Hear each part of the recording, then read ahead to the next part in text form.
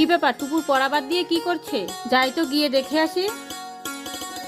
কি হচ্ছে এটা? পড়াশোনা কর, খালি মোবাইল দেখা। কিভাবে মাকে বোকা বানাবো? আইডিয়া, একটা বুদ্ধি পেয়ে গেছি।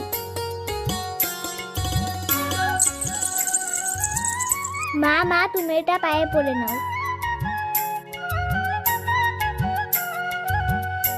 আমার লক্ষ্মী সোনা।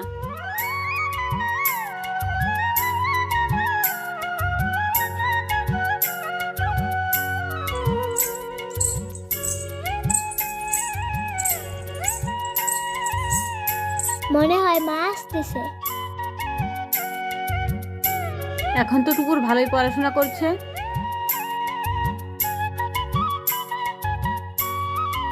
আমাদের ভিডিওটা কেমন লেগেছে অবশ্যই কমেন্টে লিখে জানাবেন।